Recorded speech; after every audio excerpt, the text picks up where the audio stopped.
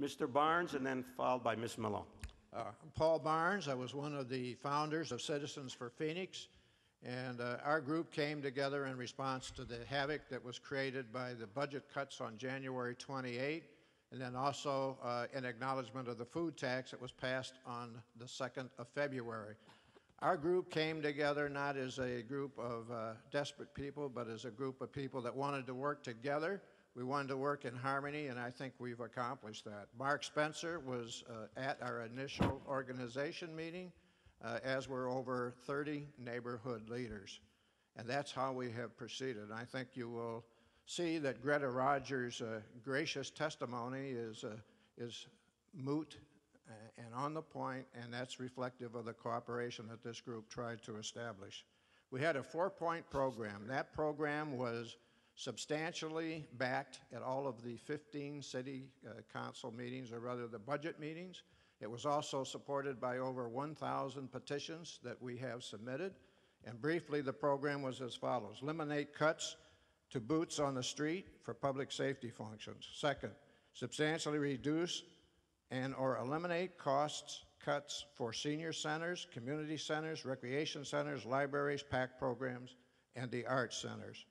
Third, strong support for the 2% food tax, but with a reduced sunset period. Fourthly, performance of an external review by a national firm of Phoenix's current business practices and revenue systems of all city departments, including public safety. Now, I am not a proponent that calamity and crisis is some way that you try to solve a problem. Nonetheless, we definitely feel now is the time to do this national audit. It's badly needed. We have a new city manager. We have a new team. We have an opportunity to do something that the city hasn't stepped forward with in a long time. Unfortunately, on the negative side, we're going to have unfunded mandates that have already been referenced here coming down on our heads from the state. We have been able to do some financial transactions in this budget that frankly aren't going to be available to us in the future. So now is the time to do this. I understand that perhaps because of public notice you can't maybe formally adopt the kind of a proposal or motion we would like to see. Ann Malone is going to address that here in a few minutes.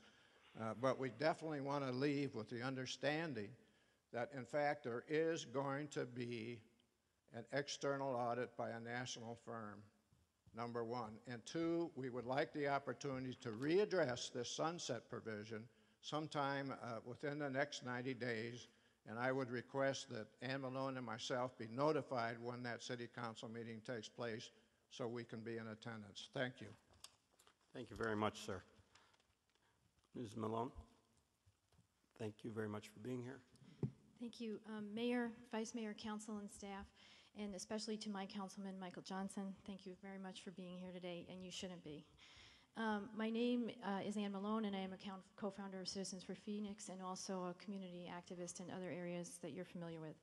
It was our goal to bring the community and staff together to find a livable budget that would maintain our public safety standards while also protecting their vital partners in the community: PACs, rec centers, libraries, arts, seniors, and the disabled.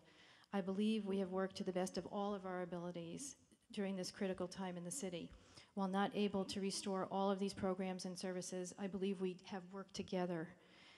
Citizens unions for sworn and non-sworn employees, city staff, and council to find solutions to restore a majority of these in spite of the crisis that we face.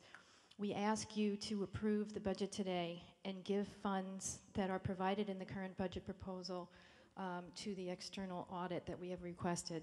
We request that the council make a motion today that the city manager Cavazos begin the process of forming the committee to begin the external efficiency audit as requested by Citizens for Phoenix, including active participation by citizens working with staff.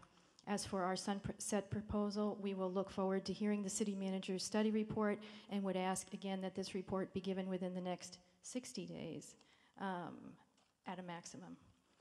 Thank you so much for letting us speak today, and I guess I'm it.